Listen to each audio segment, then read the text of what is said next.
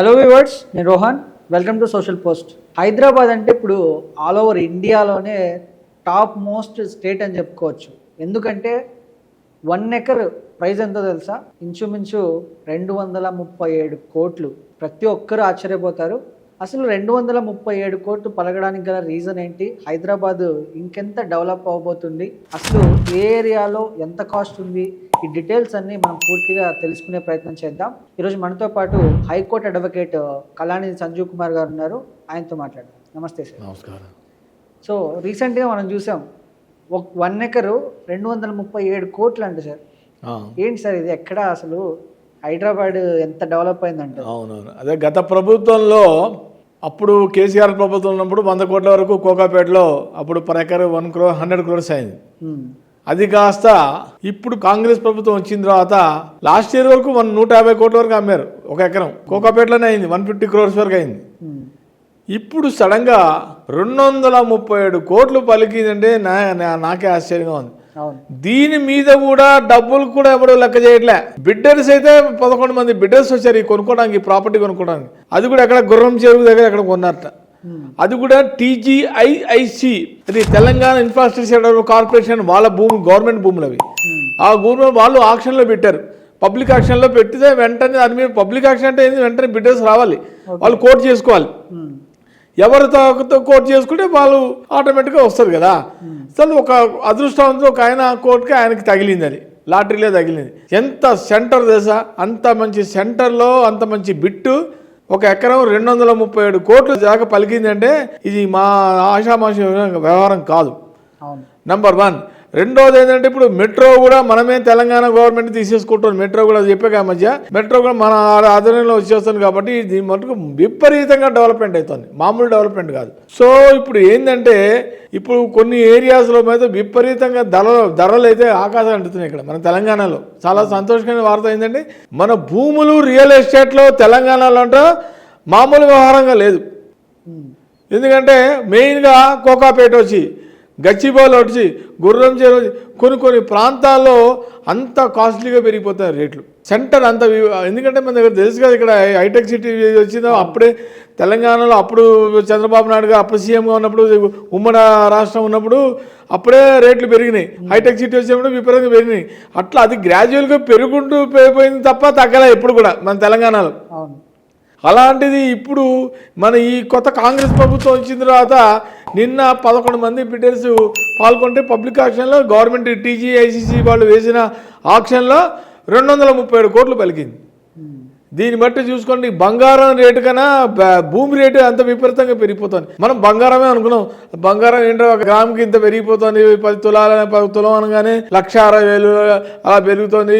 24 characters, 22 characters 1,45,000, 1,50,000 అలా పెరిగిపోతే భయపడుతున్నాం మనం. ఈ తరుణంలో ఏంటి సడన్గా 237 కోట్ల ఒక ఎకరం భూమి, అలాంటిది 6 ఎకరాల చిల్లర మొత్తం కొనేసుకున్నాడు ఒక ఆయన భూమి.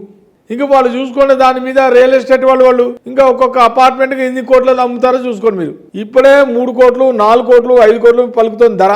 అటు side Gachibowli side, Gurramcheru side center అది కంప్లీట్. మనదంతా కూడా సాఫ్ట్వేర్ కంపెనీస్ ఉన్నాయి ఇక్కడ మన ఏరియాలో. సాఫ్ట్వేర్ వాడికి మంచి గుడ్ ప్యాకేజ్, వాడికి గుడ్ శాలరీస్ వస్తాయి. దాన్ని బట్టి ఆటోమేటిక్ 3 కోట్లు, 4 కోట్లు, 5 కోట్ల లోన్లో తీసుకొని కొనుక్కుంటారు.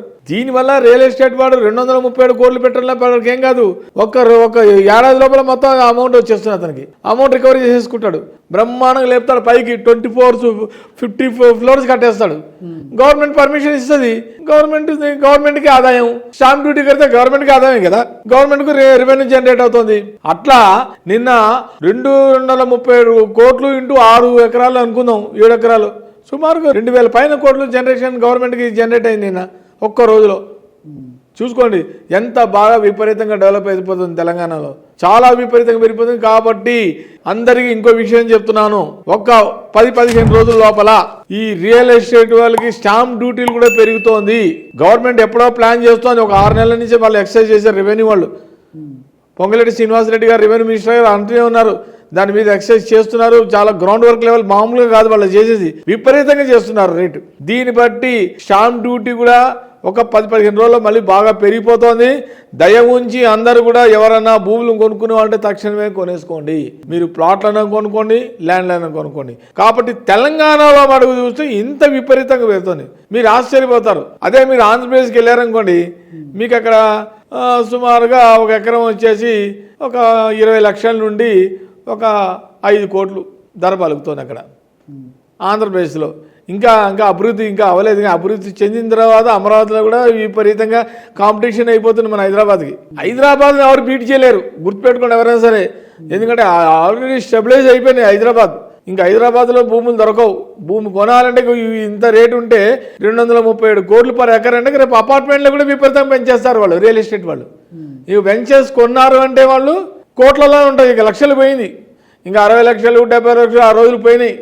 ఇంకా భూమి కొనాలంటే ఈజీ కాదు, బాగా సంపాదించుకోవాలి. బాగా డబ్బు ఉన్నవాడు, సాఫ్ట్వేర్ వాడే కొనుక్కోవాలి తప్ప ఈ మామూలు మిడిల్ క్లాస్ పర్సన్ అయితే కొనుక్కోలేడు. ఎందుకంటే ఈ రకంగా ధరలు ఉంటే మరి రియల్ ఎస్టేట్లో వ్యాపారం చేసుకునేవాడు మరి అంతంత కాస్ట్లీ పెట్టి కొనుక్కునేవాడు అపార్ట్మెంట్ కూడా లేపడ కాస్ట్లీతో కొంటాడు. 5 కోట్లు 10 కోట్లకు కూడా అమ్ముతాడు. కొనుక్కునే వాళ్ళు కూడా ఉన్నారు. భూములు లేక ల్యాండ్ ఎలా మనం ఎవరికైనా ఒక డ్రీమ్ ఉంటుంది, ఒక గోల్ ఉంటుంది.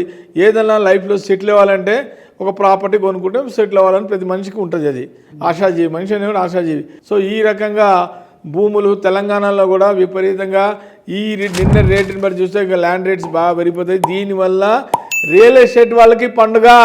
మీరందరూ శుభవార్త, మీ అందరికీ రియల్ ఎస్టేట్ వాళ్ళందరూ కూడా ఇప్పుడు ఏం చేస్తారు, వెంచర్స్ ఇంకా తెగ కొనేస్తారు వాళ్ళు. మొన్నటిదాకా 2020 వరకు కరోనా టైంలో అయితే రియల్ ఎస్టేట్ మార్కెట్ డౌన్ అయిపోయింది. ఇక్కడ చాలా మంది లాస్ అయ్యారు పాపం. రియల్ ఎస్టేట్లో చాలా డౌన్ అయింది, చాలా లాస్ అయ్యారు పాపం. వాళ్ళు అట్లాగే స్టెబిలైజ్ అయ్యి అలాగే నిలబడ్డారు కాబట్టి ఇప్పుడు మళ్ళీ వాళ్ళకి మంచి రోజులు వస్తున్నాయి. కాబట్టి దయ ఉంచి ఎవరైనా ప్లాట్లు కానీ ల్యాండ్స్ కానీ అగ్రికల్చర్ ల్యాండ్స్ ఎవరైనా కొనుక్కున్న వాళ్ళు అయితే గబగబా తక్షణమే కొనుక్కోండి. ఒక 10-15 రోజుల మళ్ళీ స్టాంప్ డ్యూటీ పెరిగే ఆస్కారాలు ఉన్నాయి. మళ్ళీ దానివల్ల 25% రేట్లు పెంచేస్తారు విపరీతంగా. ఈ ల్యాండ్ పెరిగింది కదా, వీళ్ళు గవర్నమెంట్ కూడా పెంచి, గవర్నమెంట్కి ఏంటంటే జనరేషన్ ఇన్కమ్ కావాలి, ఆదాయం కావాలి. కొంచెం అందరూ ఇప్పుడు రెవెన్యూ కొంచెం తక్కువగా ఉంది. ఈ రకంగా బిజినెస్ చేస్తే కూడా గవర్నమెంట్కి మంచి ఆదాయం. సో దీన్ని బట్టి కంపేర్ చేస్తే అదర్ స్టేట్స్లో మన తెలంగాణ రిచెస్ట్ అనుకోవాలి మనం ఒక రకంగా చెప్పాలంటే. మీరు అదే రాజస్థాన్కి వెళ్ళండి, ఛత్తీస్గఢ్ వెళ్ళండి, మధ్యప్రదేశ్కి వెళ్ళండి, ఇంకక్కడ ఏ రాష్ట్రం ఎదుగునా కూడా అక్కడ రేట్లు చాలా తక్కువ పాపం. అక్కడ ఇంత రియల్ ఎస్టేట్కి మన అంత తెలంగాణలో ఉన్నంత రేట్లు అక్కడ లేవు. అవును, అంటే హైదరాబాద్లో మాత్రమే పెరిగే అవకాశాలు ఉన్నాయి, రూరల్ ఏరియాస్ కూడా పెరుగుతాయి. ఇక్కడ పెరిగిందంటే అక్కడ స్లో, మన తెలంగాణ రూరల్ అర్బన్ రెండింటిలో పెరుగుతాయి ఇక్కడ. ఇక్కడ అది ఒకసారి పాకిందంటే అలా ఇలా వెళ్ళిపోతున్నట్టు కానీ డిక్లైన్ అవ్వదు, ఇంక్రీజ్ అవుతున్నట్టుగా డిక్లైన్. కాబట్టి తెలంగాణలో మటుకుని బీట్ చేయడం అనేది అంత ఈజీ కాదు. కాబట్టి ఎవరైనా సరే దయించి కొనుక్కునే వాళ్ళైతే త్వరగా ప్లాన్ చేసుకోండి. అపార్ట్మెంట్ కూడా రిజిస్ట్రేషన్ అన్నీ పెరిగిపోతున్నాయి, గబగబా కొనుక్కోవాలని కోరుకుంటున్నాను. రైట్, నమస్కారం. Thank you.